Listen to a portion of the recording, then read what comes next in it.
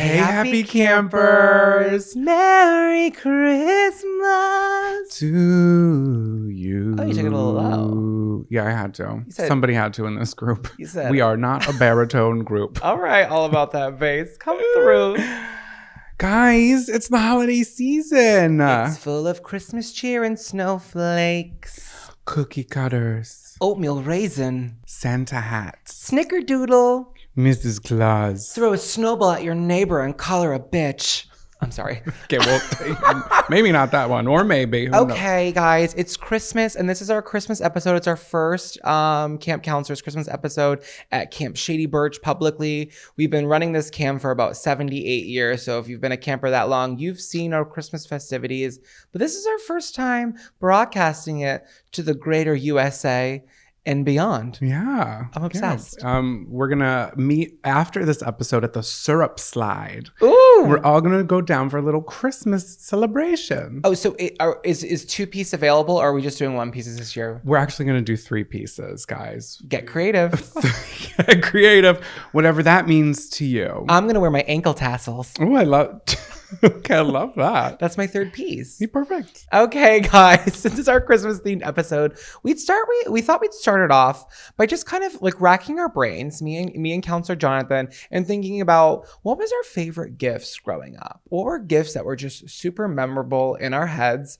And we were talking about it, and we were like laughing our ass off because we have some good ones. So I'm gonna pass the talking stick to you, Counselor Jonathan. What was one of your favorite gifts growing up? So when I was a little girl, I used to spend a lot of time at my grandparents' house. And there was this one toy that I would just play with over and over and over again. And I would be crawling all over the floor, collecting dust on my knees and just playing with this little like mouse on a wheel that you could like slide across the floor. It would go super fast. I was so entertained by it. So I kept asking my parents for this mouse on wheels. And I think I started asking them in July, and they were trying to scramble and get it together for Christmas. And they like couldn't figure out what the hell I was talking about. Well, it turns out it was a cat toy.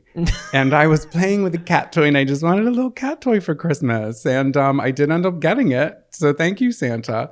But yeah, one of my earliest memories of Christmas gifts that I received was in fact from Petco. I feel like that makes so much sense for you as a person. Like later in life, like if you're like you're telling that story now, and I feel like I'm not shocked at all. I feel like, oh, that's your origin story. Cat toys from the crib. I also remember that I would play with this little like scrubby sponge, like that you would clean dishes with at my grandmother's house. I would sit on the floor and I would just play with a dirty dish sponge. You don't even need a gift. You're looking for a little common household item, and you're entertained. I'm a simple boy. Yeah. What can I say? I love that. What was your memorable gift? One of my first memorable gifts of my entire life was receiving a goat for Christmas. Okay. Yes. It's an upgrade from mine. My parents were really into animals growing up. So one year my parents got me a goat for Christmas, and my mom named the goat. My mom named the goat Pansy. Slightly homophobic looking back at it. My mother loves a floral themed animal name. We've had a lot. Does. Dandelion. Magnolia. Lily. We always had like flower named animals. But yeah, I did have a goat for about a year and a half. We didn't know that when we got the goat was actually pregnant. Oh no. So later on in our goat journey, the goat did give birth to a little boy. And I told this story on TikTok before, but if you haven't heard it, you guys, when this mother goat gave birth, she genuinely lost her mind. She would neigh from sunrise to sunset every single day, non-stop. It was like, brr, brr, brr. And it got to the point where my parents were fighting about it because they couldn't figure out what to do. And I was like very uninvolved in the raising of the goat because I was 9. So it was more of a gift for them at that point. And we couldn't get her together. Is like a shock collar out of the question? You can't shock a goat. I'll tell you that much. But you can shock a con. You can shock a con. You can't shock a goat, campers. But she used to go up on her little electrical spool, and she'd look around and be like, hey, everyone. And then when she had that baby, it was, I'm pissed at the world. And then my parents gave the goat back to the goat farm. And that's not a joke. It wasn't like they killed the goat, or like that's something people say about dogs and cats. No, like the goat farm was about a half mile down the road. And I used to drive by on the way to school and look for her in the field and say, hi, Pansy. Hey, Pansy. And her kid. I don't remember the kid's name though. I was just going to ask what the kid's name. Maybe we should rename in memory of. What would you like to name it? You can name him. It was a boy though, a little boy goat. Should I name it after a plant? How about Billy? Billy Goat. Billy Goat. And he's also a kid. And I'm calling him a kid. Like, that's how you say a baby goat. Billy the Kid. Billy the Kid. Oh, he was infamous. And he had a little pistol on his hip. And a little bandana around his mouth. A little bandit. He was bad. A bad goat. Bandit. That would be cute. Okay. Pansy and Bandit. Yeah, I like that. Yeah. So that was one of my favorite gifts I ever got. We only had her for about a year and a half. But yeah, she was good while she lasted. Well, I hope she's thriving now, making plenty of goat milk for all the campers. I didn't know the life expectancy of a goat, but I would assume she has passed by now. Yeah, what is the life expectancy of a goat? I never received a formal funeral invitation in the mail. I never got to go to a vigil. So I'm taking the moment now to say, Pansy, I loved you. No matter what divorce you could have caused my parents in your craziness, always know that I was a huge fan of you, Pansy. And Bandit. Love you guys. Okay, enough about enough goat talk. Do you have another gift? Another one that I remember getting was a Polly Pocket. I have a video of me like ripping open the wrapping paper, which also I was such a slow, like terribly slow gift opener. You still are. You're right. I was. I would like admire the paper and I'm like, oh, this is pretty paper. I like the wrapping. And then I would just take my time. My brother was like done with all of his gifts by the time I was on gift number 2. But I was ripping it open. It was a big box. And I go, oh my God, I always wanted girl stuff. Oh. And my mom knew. She said, how old were you? That boy is gay. How old was I? It was in our first house, so it had to have been preschool. Yeah. So however old that is. You've always been a homosexual. I have been. What can I say? You're like, cat toys and Polly Pockets, please. Hey, I'll say it again. I'm a simple boy. You don't have to buy me. And a sponge. A used sponge even. Yeah. Gently used. But yeah, I remember getting a Polly Pocket and I was so excited. And I just remember saying, I always wanted girl stuff. What was the Polly Pocket? Like, was it a set? Was it like a little doll? Like, what was she? So it was when they came in like this little like clam case thing. Oh, I love that. It's like a lunchbox, a pail. Yeah, and I think they were animals at that point because I think I had little cats actually. Like they weren't like the girly gummy jackets we would chew on. I think this was like the generation before that. Oh, so a vet tech set? Polly goes to the vet? I don't remember what, and maybe I'm misremembering, but I swear they were animals. They weren't like girls. Everything was pink and it was like a little locket. And you could put them in like these little cases and it had like a little water slide that would go down to the from the second floor. That's dangerous. And campers, that's why we have the syrup slide now. Yeah, and it will be from the second floor of cabin 402. Oh, wow. We've jumped from We're going way to out 402. Yeah. Guys, the camp is just growing by the minute here. Yeah, we are. Oh, I never got a girl toy, and I would have really loved that. You know, I think I always like kept that super secret of my life, but I think if I was given a doll, like I had a horse and I loved it because it had hair and I used to try to braid it. Right. When you were saying that, I was just thinking about I would go to McDonald's and my mom would be like, can I get one boy toy, one girl toy? And I would get the girl toy and I learned my mom taught me how to braid on a little My Little Pony from McDonald's. She's such an ally. She is always an ally. knew. Thanks, Barb. We love you, Barb. But what was your next toy you remember? My next toy... Gift. Because yeah. the goat was not a toy. Yeah, and this really isn't a toy either. It's more of a gift. I was probably about age 11, maybe 12, and I received a 20-inch silver TV with a DVD player built in. Wow. This was everything to me because I've talked about it before. Like I like grew up just like obsessed with TV and like just anything like, I don't know, on the screen. I just like love to sit and watch movies. And this was so cool because the DVD player was built into it. I think they got it from like BJ's as like a sale item or something like that. Love a wholesale queen. I'm not joking, guys. It was 20 inches, a square box. It was probably 75 pounds. Why were they so heavy? What was going on in there? Our TV now in the living room is 65 inches, flat screen on the wall, and I could lift it with one arm. It's so like thin. It's so skinny. It's giving Bella Hadid TV, and back in the day, it was giving Ursula. Yeah. Ursula Major, not Ursula Minor. This thing was massive. And I was thinking about how like when I was growing up, I used to love to like HGTV my room. Like I was bored and I was like, I'm just gonna do a little feng shui, and I would literally tear my room apart, put like the mattress on the opposite side of the wall, move like I don't know, bureaus and everything everywhere. Always, I was just bored and I was always like, let me just like rearrange my room. And that TV, I remember being so heavy because every time I would move my room around, the TV got a new placement. Yeah, of course. And it had this like weird handle on the back of it that was like so high up. And I'm like, what is this for? Like, it's in the weirdest place ever. Like, I can't even lift like this right TV. in the middle, and you would have to like hold it with your crotch if you were moving it anywhere. Exactly. Yeah, wow. You were really into feng shui. I really was. And I was super into TV and DVDs. And then I was thinking about like, guys, like whatever happened to giving DVDs as a Christmas gift? That is very true. It's so unnecessary now. And I feel like we were really gypped of that as like an easy gift, because back in the day, you could always give somebody a movie. It's like, oh, I like this movie. Maybe you'll like it. And they were like, okay, great. Like, I'll throw it on. You know what I mean? Like, it was just a great gift. But now with streaming services, you don't give the gift of film and television anymore. And it's kind of sad. That's so true. I didn't really think about it that way. That is very true. I had received many a DVD and had given many a DVD when it's like, oh, I don't know what to get this person. And I'm like too young to buy a candle and have that be an actual gift. You just give them a DVD. Like one that you like and I think, oh, I think you'd like it. Or they've seen it, but they don't own it. And it's like, okay, great. You know what I mean? So many options.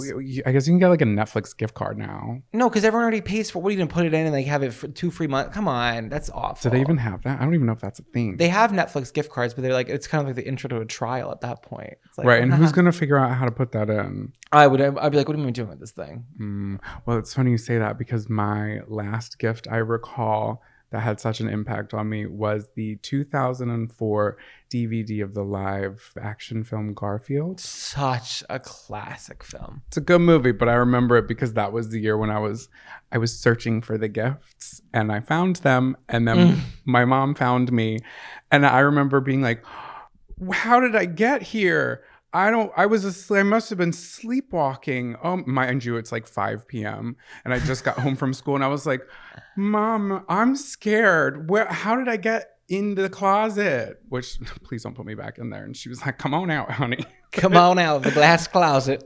I will not forget that. And that was the last time I searched for gifts, because I was like. Is that where she kept it? Yeah, she was not happy with me. My parents were like, I was like 6 years old, and they were like, Zach, your gifts are in the closet. Santa Claus isn't real. If you go in there, we're grabbing the belt. And that was my childhood. I was like, all right. And then I'd wait for them to go to work, and I'm like, you silly little bitches. I'm going to look at everything I just got. And you looked? Yeah. And then I got to perform on Christmas morning like the actress that I've always been, and be like, oh my God, I did not expect to get this volcano kit.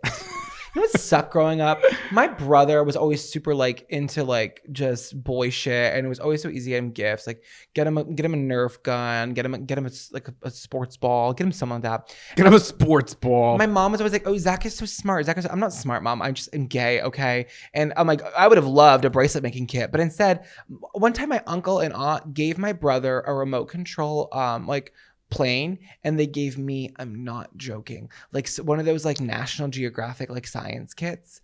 And I was like, are you fucking with me right now? He got okay, I'm gay, but I would still like to fly a little airplane around. Like, that's fierce. I'd put like make a little pink. Yeah, I don't know, but like you gave me like a science kit. It was like literally came with like all these like bug containers to capture bugs. And I'm like, I'm all set. And you know who I blame?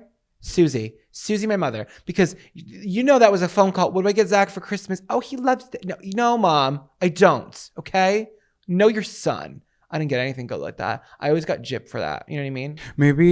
Maybe this year Santa will bring you a bracelet making kit. I would have loved that. And that's why I am the coach of the bracelet making team at Camp Shady Birch. Bracelet making team. Very competitive. We meet at Wednesdays at 1. I know it's a hard time for people to get there, and that's why the group is just me and Sandwich. But we're looking for active members always. So if you're into bracelet threading, bracelet throwing, bracelet crocheting, we do it all, guys. We're really good with our hands. Me and Sandwich. Wink. And that's what we have today. Do you have anything else? I'm sorry, I'm like cutting you off. Did you want to mention another gift? No, I think that's it. We had, what did we cover? The cat toy, Polly Pocket, and Garfield DVD. I think that sums up the holiday spirit, at least for me. Don't put too much pressure on yourselves for gift giving, you guys. If they didn't help you, like we talked about last week, on what to give them, they're going to get what they're going to get. And it's going to be the 2004 live action movie of Garfield eating that sassy little lasagna.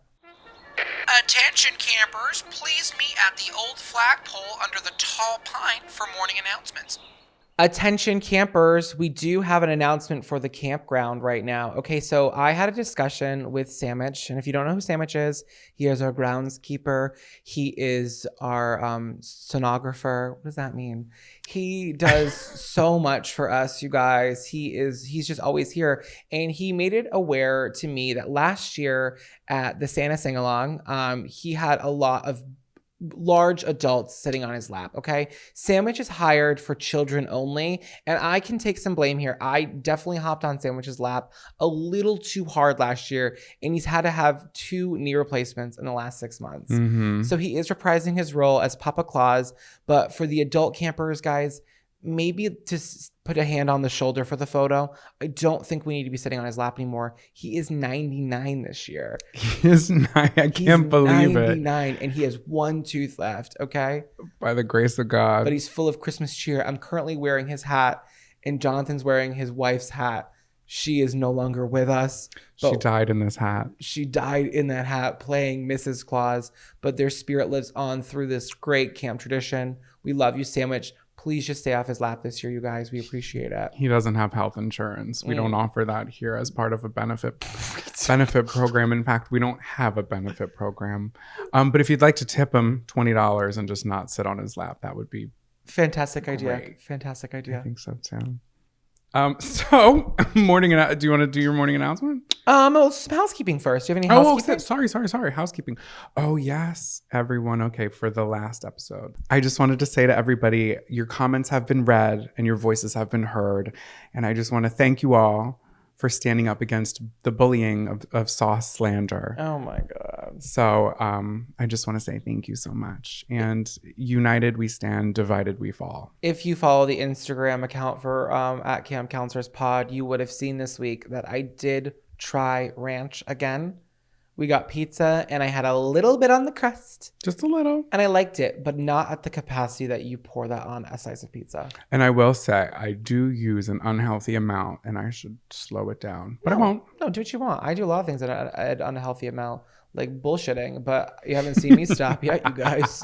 So I say pour that ranch all over your body and let the freak flag fly. Oh, I love that. Do you have any housekeeping? I do. I feel really guilty about this. We started recording and I was going through my notes and we already started, but someone commented on my last reel of us at the grocery store that I posted on Instagram. And someone commented saying that they love their local grocer. And if you guys know this about me, I don't really talk about it publicly, but I love to change like common words and just say the most dramatic word. Like I could say the grocery store, but you know me, I'm going to call it the grocer just because I just think it's so funny and I just am obsessed with it. So someone commented the love of the local grocer and I could feel that it was a reference to this and it just made me so happy. And I also want to tell you campers, I have a new word to add to my vocabulary. We were watching The Holiday last night. Fantastic film. And the old man in the movie was calling movies moving pictures. So motion pictures. Oh, yeah. Motion pictures. So moving forward, I'm only going to call films motion pictures. So like, I'm going to go see a motion picture tonight. Isn't that just hysterical? Babe, your vernacular is spectacular, I must say. It's just so fun. Like, just have fun with your words, you guys. I'm obsessed. I'm not going to the grocery store. I'm going to the grocer. I'm not going to the movie theater. I'm going to see a motion picture. And I'm obsessed. And that's that on that. Do you have another one? One more? No, I think that was all the... Oh, that's our That was all the hullabaloo. That was all the hullabaloo for this week. Let's move into morning announcements. Let's do it. So this article is coming from the Associated Press, apnews.com, and it's titled, Deputy Dressed as Grinch Gives Onions to Speeding Drivers. Ooh. And it is taking place in one of our favorite states, if not our favorite state ever, Florida. Florida, you girls are crazy. We love you. Marathon, Florida, to be specific. America runs on Marathon, Florida. So this deputy, I guess, has been doing this for 20 years. So I'm assuming since The Grinch had first come out. And it's to remind people that school zones are still operating, even though it is the holiday season. So drivers who travel about 5 miles per hour or less in school zones, like over the speed limit, can choose between a traffic citation or receiving an onion presented by a man dressed as the Grinch. And those speeding beyond that point get citations and possibly arrested. The deputy also said on multiple occasions, people will choose the onion and eat it in front of him, which is just a reminder that we're still in Florida. Would you take the onion or would you take the $50 for almost hitting a child? No, I'm not getting a point on my record, okay? This is cute. This is taxpayer dollars here as well. So let's just keep it professional, okay? I don't need a police officer giving me an onion. I don't need a police officer pulling me over and wasting my time for going 5 miles over. The kids are in school. Cut me a break. I'm busy, okay? It's cute, but I'm not into it. I'm not into because you know what it is? It's the power complex getting pulled over. It's license and registration. It's the walk back and forth. It's the embarrassment. It's the humiliation. It's like the power dynamic. And then to give me an onion after all this, I would not be into it. I would not. I don't think it's cute. I don't like it. Have you ever been pulled over in a school zone though? That was the one time I've ever been pulled over was in a school zone. No, I don't think so. And it was on the main street by my old house that you would never think was a school zone. One sign that says school zone. Oh, you showed me. I was on my way to therapy and I was already having a breakdown. So when the cop came and knocked on my little window, I was already in full tears. And he's like, "Where are you going?" I was like, "Therapy." He's like, "Okay, go." Thankfully, he let me go. But yeah, school zones. Abide by the law. That's what you made fun of me the other day. I was going like 15 and a 20. Oh my God. I was like, are you good to drive? Because you were like hungover that morning too. And you were wearing 15 and a 20 and you were just saying street names out loud. I was like, who are you talking to right now? You were like Spacey Cadacey right there. Being a cautious Claudia. I care about the kids. I hate getting pulled over. I hate it. It's cute, but there's cuter ways. Like, I don't know, maybe go door to door and give an onion to the kids or something like that. Don't waste my time in Marathon, Florida. Because you know what, guys? I go to Marathon, Florida a lot. You know what's in Marathon, Florida? What? My favorite Piggly Wiggly. And I go there and I get my little piggies and wiggies in there, and that's where I go for there. And if I get pulled over by this cop in the school zone, I'm gonna take the onion and I'm gonna throw it at his head. And I'm just like, bah humbug. I'm sorry. Did you have another one? Yeah, I have another one that has something to do with the police and the Grinch. Oh my God, a lot of Grinch content. I know, I just had to. This one's really short, but this comes from 9ABC Tucson, and it says, person cited for driving in Hove Lane with inflatable Grinch. Mm-hmm. So for those of you who don't know the Hove Lane, I am now thinking, it's high occupancy vehicle, right? Yeah. So it's a lane, I guess it's so people carpool, I guess. It's to reward carpoolers, and I believe in it. I think it's a great program. Okay. So the Hove Lane on the highway, if you're carpooling with people, you can slide on over to the Hove Lane and you're supposed to go faster, right? And driving on the Hove Lane requires at least 2 people in the vehicle, which I didn't know. We could be driving in the Hove Lane. It depends. No, it doesn't, because in New York it's 3. It really depends on where you're going, because in New York it's 3, but in like Boston it was 2. So okay. It depends, but it's usually 2. True. So this girl was driving by herself and she didn't have a passenger, so she had one of those outdoor inflatable Grinches that she threw in the passenger seat, and they were like, that looks awful suspicious.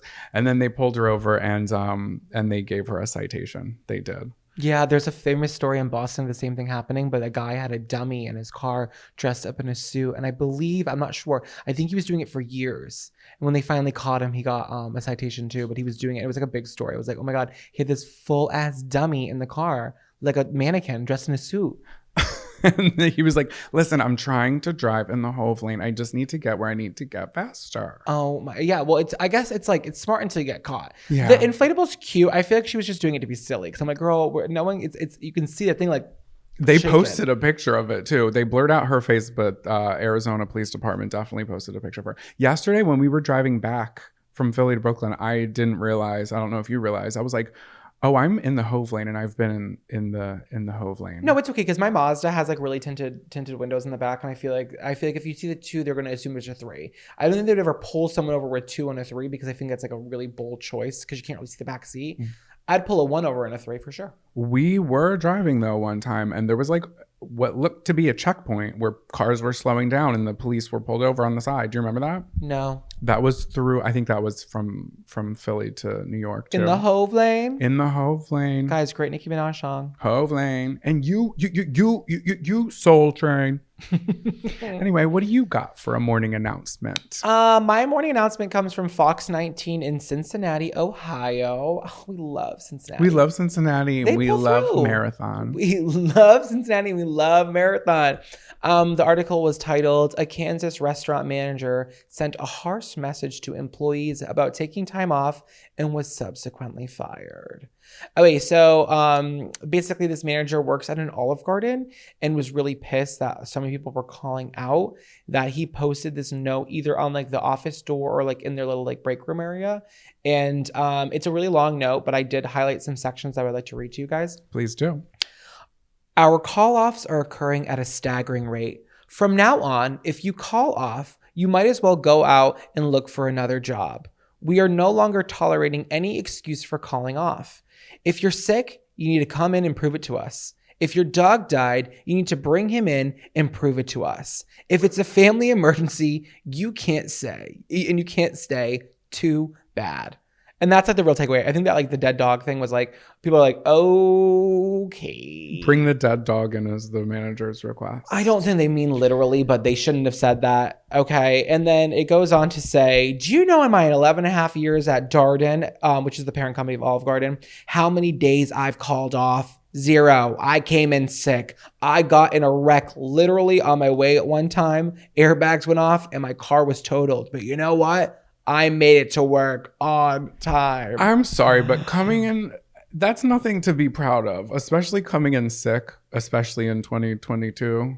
I know. You're going to be like, I was sick and I came into this establishment where we serve food. I don't know. I think an employer or an employee must have posted it. I would have. So I have a lot to say about this because I am a former Olive Garden employee. I worked for Olive Garden for 4 years after high school. And I get the serving culture. There's always so many call outs in serving because you make your cash every single day. So if you had a really great double on Friday and made $350 and you're supposed to work Saturday lunch, but you don't give a fuck because you know you're working Sunday double, people call out so much because you know that like if I call out tomorrow, I can pick up a double the next day and make up what I missed. So people call out so much. I am the king of calling out. And I don't say call off, I say calling out. I don't know. That's the difference here. I have called out for every goddamn reason in the book. I've never said a dead relative. I've always been really anti that. That just seems really spiritual and weird for me. But like there isn't an accident that never occurred. There's never a tire I've never popped. I've gotten food poisoning from every establishment in the world. I have developed severe migraines that no one knew about until I started calling out. I've had it all. But like Olive Garden is genuinely one of the worst restaurants you could ever work at. And people don't realize that. Your expectation for people to come in and devour soups and salads for free, which is just built into the price before their meal is insane. Like people come in demanding breadsticks, demanding refills. And if it's not perfect at what they're assuming as a 5-star Italian restaurant, what? It's absurd. You get like the trash of the trash there and it never ends there. And I hated working there, but I loved my coworkers so much. We had like such a clique and such a bond. And like after 4 years, I really saw like my friends all leave. And then I was like, okay, like now I'm out. And that's why I left. But I think this is like really out of control, but it's so funny because I'm like, it's not that deep. You work at an Olive Garden and you're literally hiring high schoolers. So like, what do you expect? Somebody was just really pissed. I can't tell if it's a gay man or a woman because she said at one point, she's like, you don't think I want to be home on Friday and Saturday nights with my husband? You don't think that? So I don't know. It's giving gay man energy, but it also could be giving woman. I also hate that mentality that's like, I'm here, so you should be here. It's like you're also a manager and you're making more money and you probably have a benefit package versus someone else who may not. Yeah, the managers definitely get benefit packages. The servers, anyone in the kitchen, they probably do not. Also, I want to let everybody know, this was not in Cincinnati. It was in Kansas. The Cincinnati was the whistleblower here. Their news station. Well, their news station. It wasn't still in the news. Okay, I don't know. All right. I think Kansas is pretty close to Cincinnati. Couldn't tell you. Couldn't point it out on a map. Couldn't either, but I will assume that Kansas is somewhere in the regional area. They're definitely neighbors. Yeah, so this was a Kansas one. It's so funny. One of my old managers at Olive Garden left Olive Garden to work at an Olive Garden in Kansas and open it up. I'm not kidding. From Massachusetts? Yes. Her and her husband were desperately trying to buy a house, and I think the housing market was too expensive here, and they were like always like, let's just go west, and they went there. But she left the company, I believe. I was gonna say, how crazy would it be if this is her? Oh, it would be crazy, but no, she left to sell paparazzi on Facebook Live. Paparazzi. You know her? That's like the jewelry one. It's like, I have 2 earrings. They're copper and they look beautiful with a little silver slip. No. And then people go comment on the live and they're like 884, and she's like, I'm gonna send it to you. I'm gonna send it to you. It's like live jewelry selling. No, I love that. We were though in the background of a woman who was doing the pins. Same thing. Same In exact Disney, thing. in Disney, him and I were like a little drunk and we were like kissing behind where the camera was pointed. Didn't realize that's what she was doing. And she was on that live the entire time we were in that lobby. And we were in that lobby and that bar area for like 3.5 hours. She was at the Disney World Contemporary Resort at 11 p.m. in the lobby selling Disney pins on Facebook Live. I'm sorry if I'm kissing my boyfriend 20 yards back, okay? If you got a show, congrats. Is that all you have for your morning announcement? Yeah, I'm really sorry for anybody who I called out and made them work. I feel like it happened to me a lot. I feel like we all did it to each other. I feel like on the days that I was there, I had to pick up the slack. And the days I wasn't there, you had to too. We are a family. Olive Garden, when you're here, you're family. Yeah. And that's the truth. Actually, I really miss zuppa toscana. What's that? It's like a sausage potato soup with kale. Fantastic. With some garlic bread. Guys, if you get the breadsticks to go from Olive Garden, on the back of the instructions is a little white paper, and it says to preheat your oven for 425 and to put the exact like paper bag into the oven because it's aluminum foiled like on the inside and for 3 to 5 minutes. And I think a lot of people don't do that. I think you get your breadsticks home and you pop them in the microwave. Just follow those instructions and it's like getting fresh bread all over again. That does scare me, putting a paper bag in an oven. I know, but it's like 3 to 5 minutes and the entire bag, it's like a really thick bag and it's like aluminum foiled on the inside. So I don't know how it works. Okay. Probably fire retardant.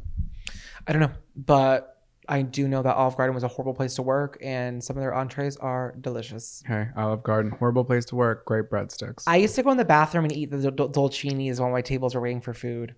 That's gross. I just want to admit that. Like, there's little like dessert cups that were on a tray and I used to take them to the bathroom, like the employee bathroom, and I eat them with a spoon. It was fine. It was I didn't like give it to anyone after. I was just stealing from the company. No, I know. Just eating in a bathroom, like a public bathroom, is kind of. You've never worked in a restaurant, clearly, because you eat wherever you can eat, babe. You're on the fly. You're on the fly in those places, and that place is dirty, anyways. Gross. Get out of the water and onto the dock. You're not gonna believe what I just heard. Welcome back to the Gossip Doc. Who's spilling tea? Who's dropping stories? I'm excited to share this one, you guys. Let's hear it, baby. Okay, so on Instagram this week, I was talking about Feet Finder. I just believe it's a hoax. I don't think people are making as much money as they're bragging about on the internet.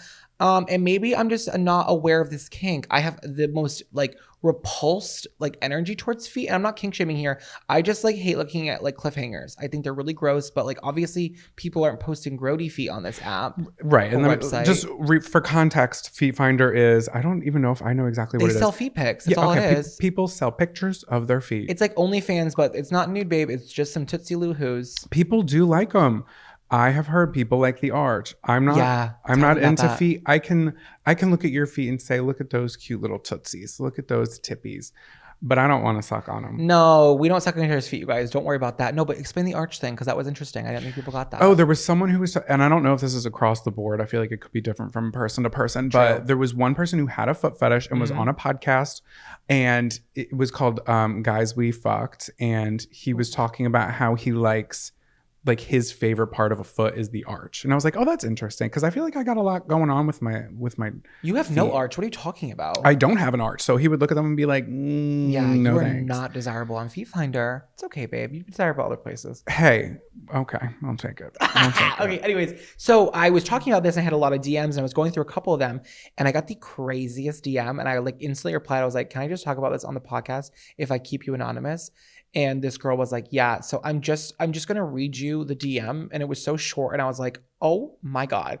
She goes, I was on The Bachelor, the show, for one night. And someone created a wiki feet page for me that I can't get taken down. And now it's the first thing prospective employees find when they Google my name. Oh no. So I was like, are you serious right now? So I like look up the girl on Google, I type her name in and then Bachelor. And yes, she was on for one night and was sent home. Like she didn't make it onto like, I guess he like didn't give her a rose. I don't watch the show, but I know a lot of people are part of Bachelor Nation. So I cannot disclose who it is because that wouldn't be fair. But just know that one of your favorite contestants on The Bachelor, a woman, she was on one episode and she's like, and like, so I guess Wiki Feet's another one. So let me ask you this then. Was she wearing an open-toed shoe? Well, listen, the girls get girled up on that show. I know that. I'm not blaming her, but I'm assuming that that's the case. Meet the Bachelor in a gorgeous cocktail dress and a clog. I'd wear my Uggs. Can you imagine? You're like, hi, I'm in my Victoria's Secret pink sweatsuit, my high top Uggs, and a cami. And the Uggs have that like water stain, you know, when it's like a little early in the morning or it just rained and it's got that weird ring around the end. It's the light brown Ugg with the dark brown toe. And you're like, I'm sorry, there was snow on the curb. No, so one can only assume this Bachelor contestant was wearing open-toed tippies, and hey, the internet is taking it far. I know, I felt bad, and I looked. She's gorgeous too, so I could imagine she'd have pretty feet if I was into that. But yeah, I don't know. Hey, I'm not into it, but I did sell a pair of socks once. You did do on that the internet, and I made a decent amount, and now I live in fear that someone's gonna plant them at the scene of a crime. I don't think so, because it was so long ago now that I think like the DNA is already like dried up. It's like sad and sorry. Yeah, probably. I know, you tell that all the time. And it's so funny because when you said that fear to me about that, because babe, anyone want to pay me top dollar for my dirty underwear? I'm sending it. I don't care. I'll make cash on anything. But I never thought about the whole dynamic of and I wasn't placing at a crime. Well, I did because I had a true crime podcast for a bit, but I wasn't selling them. I wasn't seeking out to sell them. Somebody hit me up and I was like, this is such a lie. And then it was like, well, here's a little something. If you want the other half of it, send them. I was like, well, okay. Was it on Venmo? I think it was PayPal. I don't think you can sell stuff through the mail. So for all intents and purposes, this was a joke. What I've been saying is allegedly. It's all alleged. Yeah. Yeah. I can't confirm it or deny it. That was it, guys. That's all we're gossiping about for this week. But I just thought we had to share her little story because it was just 2 lines and it really set me off the edge. It was so funny. I feel like we're gonna start getting emails about feet now. Yeah, well, just don't send us pictures, please. Yeah, I'm down to read the story. I'm all about an entrepreneur. I love a business person. Okay, make money how you want to make money. My toes, they're not sellable. They're not pretty enough for sure. There's a callus, there's a corn, there's a bunion. No, I'm joking. I'm just saying things. A corn and a bunion. Sounds like a soup. You didn't want to soak your feet last night. I was like, can we soak our feet? Can we soak our feet while we watch The Holiday with Cameron Diaz, please? And you were like, no, that's stupid. I said, what are we gonna put our feet in? And you said, I'd get some sort of tub. And like, I live in the house with you. We don't have a tub anywhere like that. No, so we get Tupperware containers that are big enough for frozen soup. We don't have that. Yes, we do. We have size 12. 12 and a half. Okay, we'll put you in the glass dish that we use for what is it called? Mac and cheese. Casserole dish. That could fit. Your feet could fit in a little pie dish. And we have 2 of those babies.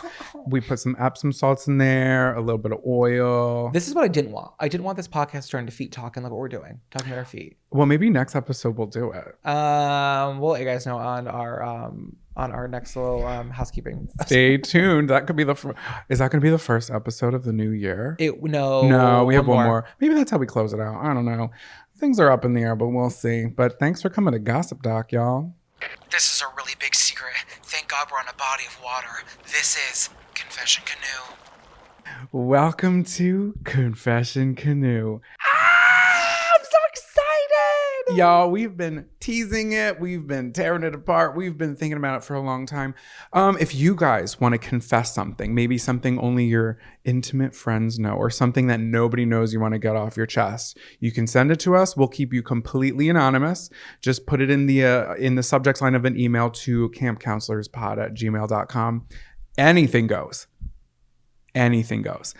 That we don't have to report necessarily to the police if you killed somebody. This isn't the place. This is not the forum. This is not. They sign anonymous, but their email says like Amanda Bingham in Ohio @gmail.com. At AOL.com. It's always a Hotmail email. Okay, so welcome to, what is it? Confession Canoe. Welcome to Confession Canoe. Okay, let's get into it. Okay, so this one was emailed to us and I was absolutely laughing my little tailbone off. Okay, so I'm going to get right into it, guys. Dear camp counselors, I have a sneaky little confession to tell you guys. Around the age of 7, I was running around my house chasing my brother with spearmint mouthwash in my mouth. Why did I have mouthwash in my mouth? I have no idea. But somehow while running around, I swallowed the mouthwash and started to sob, thinking I was going to die. After coming to my senses, realizing that I was fine, I thought to myself, I kind of enjoyed it. I don't know what it was that was enjoyable. Maybe the taste. I have no clue, but I liked it. So for the next year or two, instead of spitting out the mouthwash, I would drink it. I have never told anyone this because I was so embarrassed that I did it. I had to have been addicted to the ingredients in the mouthwash because I would think about it all school day. When I would get home from school, the first thing I would do was go upstairs and drink some mouthwash. Then I would do it again before bed. Luckily, no one ever found out, and I never had any complications from the large amounts of mouthwash I was consuming. And just to clear some things, I have stopped, and I would also not recommend anyone to do this. I hope you guys enjoyed my confession, even though it may not be the juiciest. It sure is goofy. From the camper with the minty breath in cabin 14. That is funny and silly and concerning. Please, guys, do not drink Listerine. Where is she now? I don't know. She has great oral health though, for sure. Somebody introduce her to peppermint schnapps. I love that whole thought process from like, oh my God, I'm gonna die to like, oh wait. I can't wait to get another sip of this. I know. So was it alcohol in it? Was it like, I don't know what it was. I don't know. I don't know. She's like, hey, I feel a little silly. Yeah, she's like woo. She's like 7. Are you kidding me? Me at 8 years old after having my mom's vodka sauce. I'm like, why do I feel like this? I feel a little crazy. Have vodka in me. But yeah, that's funny. Yeah, and I like that she's like, hey, I'm just gonna get this off my chest. I was a secret mouthwash drinker from ages 7 to 9, but I've moved past that. And we're really proud of you, Minty Mouth in Cabins 14. You really have grown, and that's why available in the cabin, commissary cabin, you can only get the really tiny bottles, and we're only gonna give you once a week because this clearly has been an issue in cabin 14. And they're alcohol free. Alcohol free. They're bubblegum flavored. We're really sorry that was the partnership this year with Listerine. Bubblegum only. And they're also expired, so they don't really do much to the mouth. But the flavor's there if you want to get if you want something to take the edge off. Thank you for that confession. Yeah, if you guys want to confess anything, hey, it can be silly like this or it can be juicy. campcounselorspod@gmail.com. Grab your bug juice and bear spray, campers. It's time to pack it up and take a hike. Welcome back to Take a Hike. This is the part of the show where we bitch a little and we tell things to take a hike. What's been grinding our gears? Yeah, what do we want to really give the finger to? What do we want to finger today? I want to bitch right now. I'm angry. I want to take a hike. Oh my God. Sorry, this is the part of the show where I get things off my hairy chest. Do it, baby. Do you want me to go first? I want you to go first. All right. So what has been grinding my gears this week? Listen, guys, people are going to argue about this. Polarizing for sure. But and some people say there's a right way and a wrong way. I think there's only one right way. I can be at anyone's house. I can be at a bar. But if that toilet paper is not cascading over, love that. I'm not touching it. It's a cascade. It's a waterfall, if you will. A waterfall doesn't come from behind. It comes from the front. Guys, how are we putting our toilet paper on the little toilet paper holder? Because there's no reason it should be backwards and behind. I'm not, what do we do? Reaching around and pulling? I'm already like reaching around and wiping. And pulling something else. Yeah. Why am I going to do it that way? That's never an option. That should never be a thing. It should always cascade over. It looks nicer and it's the only way. I'm also with you. I don't know if this is up for debate anymore. I'm sick of debating this, okay? Yeah. If you're doing it the other way, there's something wrong. Also, there's some people who are indifferent, and I don't understand that either. A lot of people think about it and they don't even think. They're just like, oh, they put it the other way because it wasn't a choice. It was just, I threw it on. That's what, sorry, Chris, but my brother does that. He'll like put it on whichever way. Like when we stayed at his house 2 days ago, both bathrooms were going different directions. I was like, this is absolutely driving me bonkers. There's a bar on the corner of our apartment. Sorry, there's a bar on the corner of Camp Shady Birch that literally has 7 active rolls on this long pole. It's so funny. I'm not joking. It's like this long pole and they have 7 like rolls in a row and they're all at different velocities, different levels. And I love it. I'm like, which one am I going to pick? Number 4. Wait, are they all cascading or does it not matter? Are they going crazy different ways? That's going to bother me. Next time I'm in there, I'm going to have to fix it. I feel like I don't think about it when it's correct. When it's wrong, I get enraged. I'm with you on this one. I stand with you. So guys, if anybody has a rebuttal to my stance, we don't want to hear it. Write it down on a piece of toilet paper so I can wipe my ass with it. And flush it, bitch. Thank you for listening. Everybody just go to your bathroom right now and just make sure it's going the right way. It doesn't make sense to go the other way. And I don't know why it bothers me so much, but it does. And I do it says something about the person's house that I'm at when they have that. Agreed. I'm sorry. So, what are you telling to take a hike? Have you ever been in a setting where there's a jar of some sort of small round objects and there's a little piece of paper that says, guess how many items are in the jar? I have. I hate those things. I hate them so much because it's just bullying. It's public bullying wrapped up in a jar of M&Ms, okay? I am not good at math. I can't calculate how many little pieces are across and long way and then go up and down. Okay, it's humiliating because I write my little guess on a piece of paper and I submit it, and then when the results come out, I look stupid. You're making me feel dumb for what? A Dunkin' Donuts gift card? I'm not into it, okay? I hate those things. Have you ever had one of those things? I swear I have like this clairvoyant thing where I can like see the number in my head. We were talking about Miranda Cosgrove the other day, and I out of nowhere said her birthday. Did I not? And that was, I swear to God, I did not know it. And then you looked it up and you were like, you knew it, but I did not know Miranda Cosgrove's birthday, but I saw it in my third eye. So I had one the other night like that too. What was it? We were at the bar with your friends, and the Uber costed $9 for us to go, and there were 7 of us going. And I said, "You guys, I'm gonna have to Venmo request everybody because I'm not paying this by myself." And I said, "I'm gonna do $9 split 7 ways." And I said $1.28, and it really was. It was $1.28. We pulled out a calculator, and you were not joshing us. I know. I don't know how he did that. So I'm not usually good at math, but in that moment I succeeded. Obviously, I was kidding about the Uber. It was just a joke. I'm performing always. But yeah, can I just say one memory about this happening? Please. I used to work at the world's worst nonprofit, and I was on a committee called oh my God, what was it called? Staff Engagement Committee. So the committee was just to like really like do little activities for the staff so they didn't like quit on us, which they were anyways. And once a month we do these things. So for every holiday, me and my bestie, I don't know if I show your name. We'll bleep it out. Me and my work bestie, I would help her with these things because I really enjoyed helping them. I was really bad at guessing. So if I got to help make it, I wasn't allowed to play because I knew the number, which I was like, okay. Perfect. But there was this one woman who worked there, and she was like a secretary of one of the top dogs at the agency.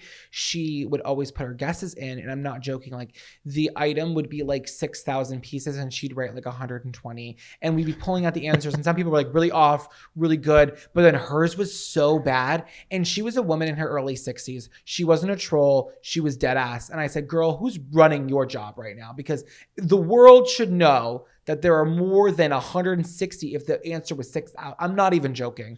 She was dumber than a box of apples. Listen, you can have your degree and still be an idiot. Yeah, she was really bad at that. And every time I play this game, I think of that woman and I say, she was not the brightest bulb. She was not the brightest crayon in the box. So she was on the committee too, and there was like 12 of us. Okay. And we'd go to the meeting and we'd say what the number was. And I'd always look at her when the number was announced, and she'd always like close her eyes and like look to her shoulder.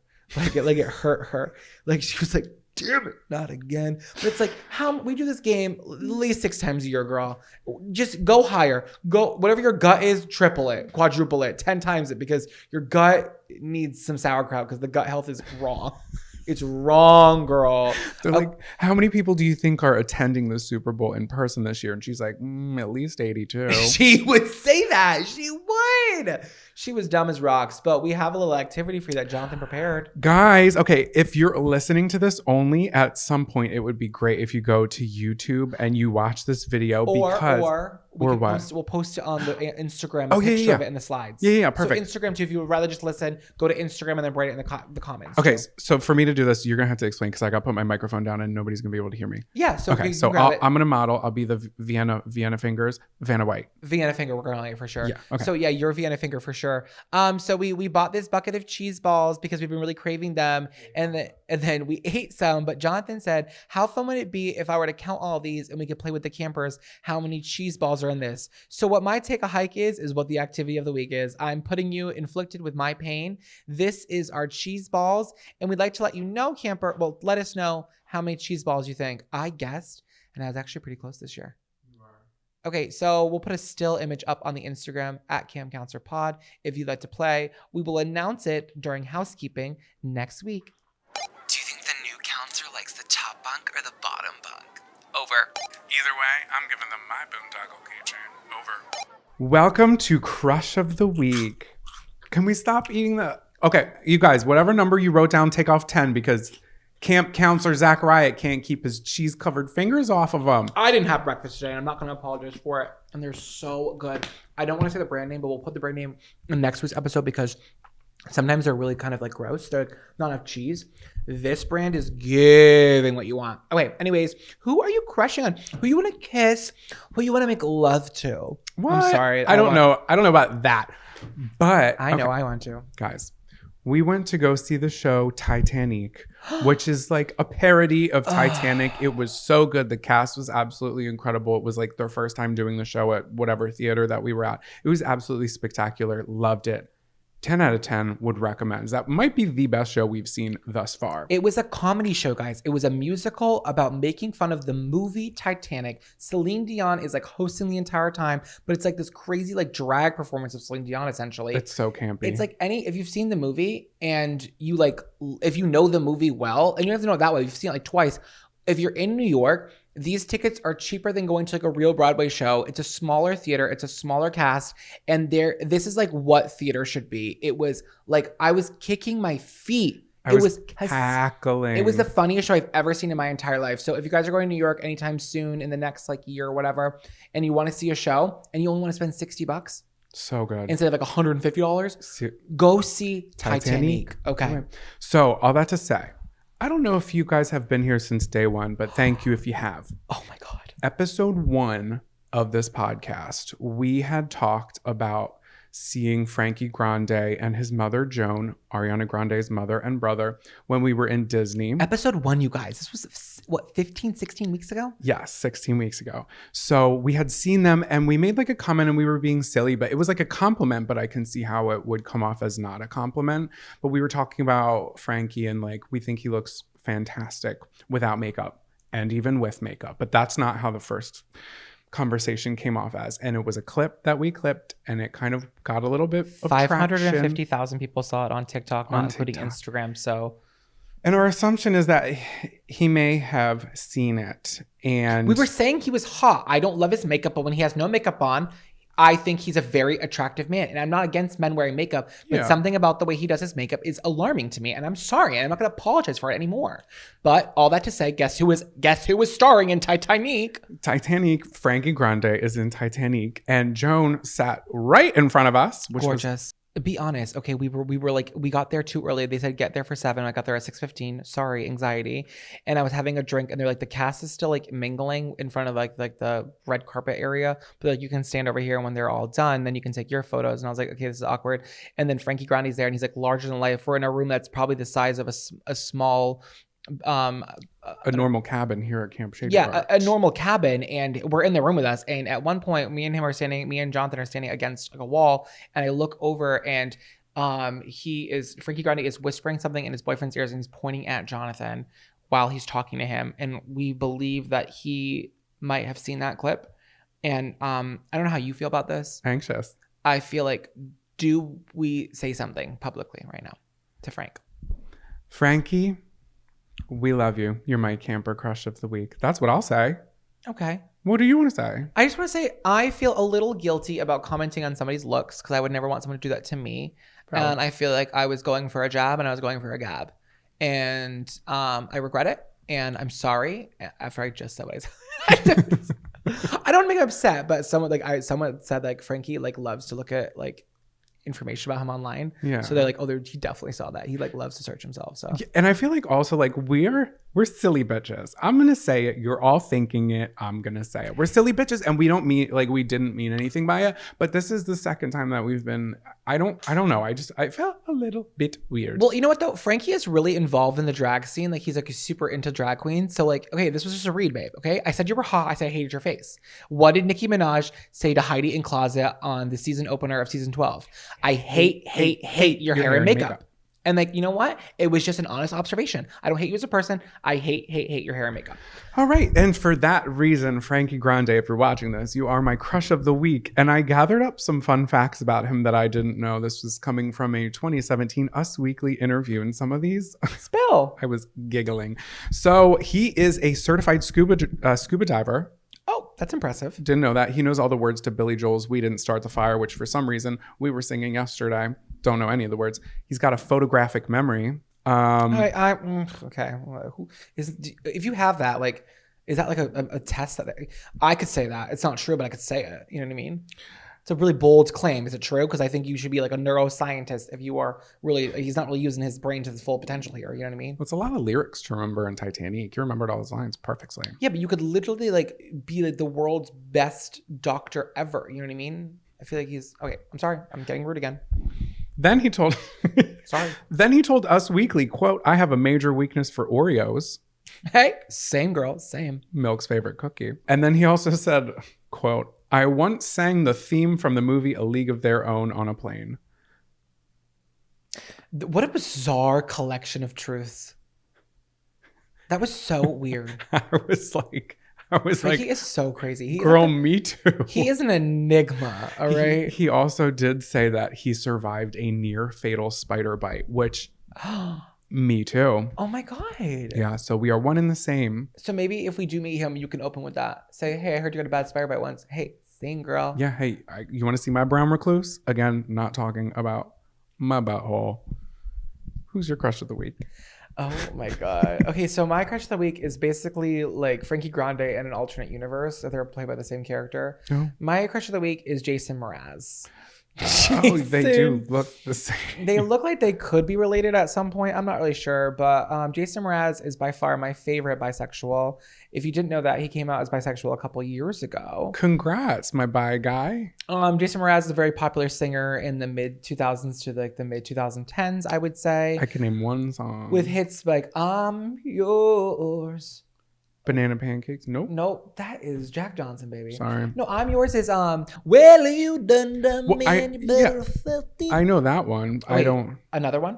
Please. My personal Mraz favorite, Lucky, featuring Colby Calais. Lucky I'm in love with my best friend. Lucky to have been where I have been. Forgot about that one. And they go, ooh. Yeah. Colby Calais was my very first. Kiss? No. Oh. The first like live music performer I ever saw, and it was very underwhelming. That hurts. That like made my gut like quench or turn or something. I feel like I miss her. I miss Colbs. I love her. I think she really brought a lot to the industry. And I don't want to get sidetracked off of Jason Mraz at this moment, but Colby, if you're listening to this podcast, we need you. We need you more than ever before.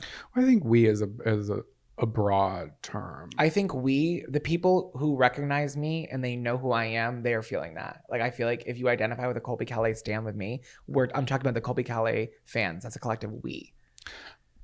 I hope she's doing well, and I hope she's happy and healthy, and that's where I'll leave her.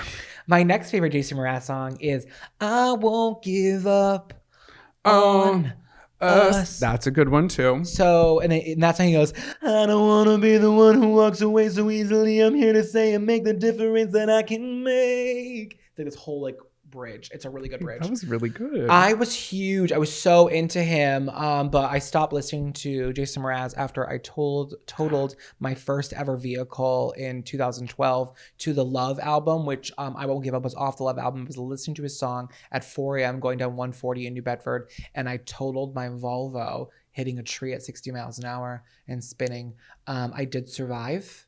There is photographic proof of the next day. I only had a cut on my chin. I was gonna say you called out of Olive Garden. No, I wasn't there yet. I was at AMC. I was at the Moving Pictures. The Motion pictures. Motion pictures. I'm sorry. I was working at the Motion Picture Cinema and Cinema. Yeah. So no, I Jason Mraz, we go way back. I used to love him growing up, and after that, with the bad taste in my mouth of Airbag when I think about him. But yeah, I worked for like 6 months to buy that Volvo, and I only had it for 4 months, and I totaled her. I was so upset. You gotta be careful with that Volvo. Couple things about Jason Mraz now. He is at 14 million monthly listeners. So wow. He's clearly doing just fine. He's a true hippie. He lives off the land. He eats primarily raw vegan, which is like, that's next level. I know there's a cardboard cutout of him back to feet. There's a cardboard cutout of him in his bare feet. Oh, are they dirty? I think so. Yeah, because he lives off the land. You know what he owns now? Guess what he owns? What? An avocado farm. Wow. So Jason Mraz has been married for a long time, and he came out in the early 2000s as bisexual because he didn't realize he was a genuine bisexual until he was married. And he's not like like in an open relationship. He's happy with his wife. I think he just didn't feel like he could really identify in his love songs if he couldn't really identify with his true state of self. We all love dick. No, okay. I love that about him, but I would say, and it was really sad, I was reading this article about him, and his record label wouldn't let him come out as bisexual because they thought it would mess with his image because so many of his songs are really popular as wedding songs. At the time, maybe, you know what I mean? I can see that. But that's what his record label said. Is that awful? That's messed up. I know. But also, I mean, hey, people do that. And also public figures who have to remain single, who aren't really single. Yeah. That's a thing. They want the image to look a certain way. And hey, we know some secrets about some people. We do know a couple secrets about people in the industry. Legally can't bring that to... We can't, but what I can legally say about Jason Mraz is I love you, and I loved you so much that I totaled my first car to you. I have a picture. Can you post it on the slides? It's a picture of me, I think probably like, I'm not joking, maybe less than 12 hours after the accident. I was like sitting there with a little solo cup and a little cut on my chin. That was crazy. Wow. Well, I'm glad you survived. Yeah. Through the power of LOVE by Jason Mraz. What song's been stuck in your head all week? Welcome to Camp Songs. Jonathan's going to try to play his nails for this segment like Dolly Parton would. So I'm a little bit and I run to the kitchen, pour myself a cup of ambition and run and stretch and try to come alive. Welcome to Camp Songs. I hope you hear that. Can you bring the volume levels up on yours? Yeah, but now there's a bunch of dry skin on the top of my mic. Oh, no. Could have started a fire with that. Oh, gosh. Well, anyways, this is the segment of the show where we talk about what songs have been stuck in our head all week. Camp Songs. What songs are stuck in your head? Well, guys, there are so many people who get a bite of fame who for some reason think they need to take it into the recording studio. So many reality TV people. Always. Reality TV YouTubers. There was Angelina from Jersey Shore who you just showed me last night. I had no clue she had a song. Kim Kardashian. I think she did that for charity, but that song was absolutely awful. Paris Hilton, I'm going to leave out of this because she has some bops and we love her. Right. She did it right. Paris Hilton she's a musician. She's good. She is. Mike the Situation had a song. I had no clue. Oh. But who I'm here to talk about today is from Roni, Countess Luann, and her song Chic C'est la vie. Chic C'est la vie. Guys, even if you don't watch any of the Housewife franchises, please give this song a listen. It is so fun and stupid and catchy, and she does like the Kesha sing talk. It's a little reminiscent of like older, like Madonna-esque. It's cabaret, but yes, like set to like some sort of club beat. It is hypnotic. It makes me want to bounce my tits to the beat, and now you can bounce your tits to the beat too with our playlist you can listen to for free on Spotify and YouTube. Chic, c'est la vie, c'est bon. She's always saying things. She's always like, diamonds, caviar, a girl's best friend, I'll go so far. I never let the man open the door because I'm a woman and I'm in control. Chic, c'est la vie. It's like so she's dumb. Just literally listing things she saw in her house. She's like, rubies, boobies, TMI. It's great. Hey, give it a listen. But that is my song of the week. I haven't been able to stop. I swear to God, it was playing in my dreams because I woke up and like my very first thought was chic, c'est la vie, c'est bon. C'est bon. So good. For those of you that do watch Real Houses of New York, we are currently on the season 4 finale, and I told season 5. Oh yeah, no, season 4, right? Yeah. Yeah, we're at the reunion. Yeah, the reunion episodes, and so we're gonna start season 5 probably tomorrow. And I told him like 4 of the 7 girls are leaving, and we only have 3 left now. But it's the most iconic 3, so I'm okay with it. Yeah. Hey, Countess Luann. I don't know what's going to happen. I don't know if she becomes problematic or not because all I know about her is what happened in 2012, whatever year we're on. And it's not much, but that song is pretty good. Is she problematic? I don't know, but I feel like at this point we only know what we know about her from 2012, so our opinions may change, but that's what we're using as our reference point. If she's problematic, my bad. Hey, but we love that music, girl. Well, what are you listening to? It was a song that you put on the car yesterday when we were driving back from Philly, and it just like really threw me into my 2010s alt phase. I love all indie music. I always will. Like I just like grew up listening to that, and this song, it was dominating the charts and dominating my heart in 2010. It's Animal by Neon Trees. Great. So Great I feel like song. some of you might not know like what that is. And I'll do a little chorus for you guys. Oh, I want some more. Oh, what are you waiting for? Say goodbye to my heart tonight. Wait, does he say goodbye to my heart or take a bite of my No, heart? say goodbye to my heart tonight. I looked it up. I thought he said take a bite of my heart because it's like an animal. Oh, I actually didn't look it up. I'm lying to you to your face. I was listening. Is it Take a Bite of My Heart Tonight? I think either one. Oh my Maybe God. both. But there's a part, then this is like the bridge or something when he goes, I won't be denied by you, the animal inside of you. That part gives me chills. It's like fun, like it makes me want to like clean and dance. We were joking in the car. Remember, it was so funny. We were like, it's like the background like song of like a movie coming trailer. of age. Yeah. No, not a movie. A motion picture. Yeah, the motion pictures on the silver screen in Tinseltown. No, it's like the girl's like, she's like, I don't love you, Mom. I love this boy down the road. I'm gonna hop on his motorcycle. Whoa, I want some more. Definitely like montage music for sure. That's a good one. Until it came on yesterday when I put my iPod on scramble. I forgot about that song completely. Speaking of iPod, I definitely had that on my iPod Touch. I'd like be playing it, turning the volume off of Temple Run so I could listen to my actual music. I downloaded that song definitely on YouTube to MP3 converter. Yeah. For sure. Yeah, also another gift that people aren't giving away anymore. The iTunes gift card. That was the best gift ever to give. Always a simple gift. Oh my God, I always got an iTunes gift card. And you were never upset? No, I was so happy. I was so excited to pay 99 cents. Now with inflation, it's like what, 189? It's sometimes 129. It's a lot. Anyways, our songs of the week are Animal by Neon Trees and Chic C'est La Vie by Countess Luann. Scary stories around the campfire.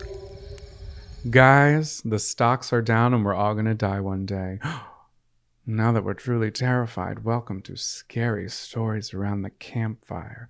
This is the part of the show where I read emails. Well, sometimes you read them, but we read emails that have been sent in to us, campcounselorspod@gmail.com. Commonly poop related. They don't have to be. I'm telling you, it can be any embarrassing story. But send them on in and we will read them. I like the poop ones. I'm not going to lie. They're funny. We all ship. Well, we got poop aplenty, I'll tell you that. Ready? Yeah. Okay. A few years ago, I went on a trip to the Dominican Republic with my mom and my sister. Girls trip. We stayed at a resort where the food was pretty much inedible. They literally served hot dogs at the breakfast buffet, and at night they relabeled them as chicken sausages.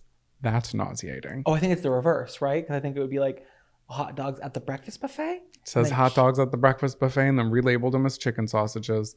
And we had fondue one night that was questionably either scrambled eggs or mashed potatoes. Honestly, I couldn't tell. That's disgusting. That's vulgar. Anyways, by the time the trip ended, we were all starving. Of course, I'd brought along some party favors for this trip. Some edible Rice Krispie treats. And I wanted to get a little high before getting a little high on the plane ride, if you know what I mean. So before we got to the airport, I took a little bite of the Rice Krispie treat, but ended up eating the whole goddamn thing because I was starving. That's not what we snack on. Bad call. Side note, my friend told me to only eat half because he, quote, wasn't sure how much was actually in it. So I'm assuming this is a friend who had made it for her. And Homemade was edibles. Just, yeah. Yeah. Can of butter for sure. We boarded the plane and the edible hit and I passed out almost before we took off. That is my nightmare. I don't think I could do an edible and then hop on a plane at LAX with a dream of my cardigan. That sounds like a nightmare in my cardigan. Yeah, I think if I could sleep through the whole flight, but edibles do the opposite to me. I'm like up and awake with anxiety attacking. Yeah, So I can't do it. So cut to about 2 to 3 hours into the flight, I wake up in a cold sweat. Another side note, this was a small plane, only three seats on each side of the plane with an aisle in between. That doesn't sound like a small plane to me. I know, but I think some people that fly like very far distances, like they're used to like the middle seats. That's like what we usually fly on those kind of planes. But to her, it was small. So Okay, all right. Luckily, I'm sitting with my. Oh, and they're also okay. This is a long flight. If she's an American and she's in the Dominican Republic. Gotcha. Okay. Luckily, I'm sitting with my mom and my sister. But this flight was in the middle of the night, and pretty much the whole plane was asleep. I wake up my mom to tell her something demonic is about to happen to my body, and she convinces me to take off my sweatshirt since I'm sweating so much. So she's getting a little grumblies and the tumblies, right? cold sweats too. even though I'm just wearing a bra underneath. So now did she take it off? Yeah. Oh no. Okay, next line. So now I'm sitting there in just my bra, sweating profusely, wondering if I'm about to shit or throw up or both at the same time. She said she felt too sick to even like stand up and go to the bathroom. And then she says, I feel something happen in my stomach and I literally have no option but to humbly release whatever it is. She's not in the bathroom. She's standing in the plane right now. No, she's not saying she's sitting because she can't even stand up. She just said. Sorry, she is located in her seat, basically. So she is humbly releasing whatever it is. And it's a huge, silent, but oh so deadly fart. I now feel immediately better. All humility aside, I just pass out face first on my little tray table. With her bra on. Cut to, we're all getting off the plane. Numerous complete strangers are coming up to me asking if I'm feeling better. That is, we don't need to do all that. Horrific. Y'all do not need to do all that. My sister gleefully tells me that I woke up half the passengers from a dead sleep with the smell. People were covering their noses and gagging. And it was so bad, my mom actually thought I had shit my pants. My God. We've all been there, but you can't even crack a window. You can't crack a window. And she went right to sleep after in her bra. She said, I'm going to gas this plane out and I'm going to knock out. Sorry. Anyway, I guess the moral of the story is always be prepared with snacks so you don't deep throat a potential edible before you board a plane. Feel free to use my name. Cheers, Amanda. Oh, we love you, Amanda, and your gassy tummy. Oh my God. Those are the worst, though. Yeah, when it's the silent, but the ones that like knock a room out. Like I do that at least once a week. There was one time I was on an elevator in college and I had my headphones in. And I didn't mean to, but I let her rip. But I had my headphones in. And the elevator was crowded. And I was like, was that loud? Did that make noise? I'll never know to this very day. I don't know if people were being polite and pretending it didn't happen, but the cheeks were clapping. Yeah, so I think it made noise. Oh God. Well, thanks for sharing that with us, Amanda. I'm glad you didn't shit your pants. Yeah, it's better. Hey, better to be a little gassy than to be sitting in your own fecal matter for the remainder of the flight. In just your bra also. Well, guys, 'tis the season to shit your pants and 'tis the season to celebrate. Hey, Merry Christmas if you celebrate. Happy holidays to whatever you're celebrating. We love you. We appreciate you. I hope Santa brings you lots of goodies and shimmies in your chimney. Yeah, shake them titties, shake them wobbles. Have a great holiday season. We'll see you right after Christmas in between the New Year. We love you so much, campers. And for now, Lights out, campers.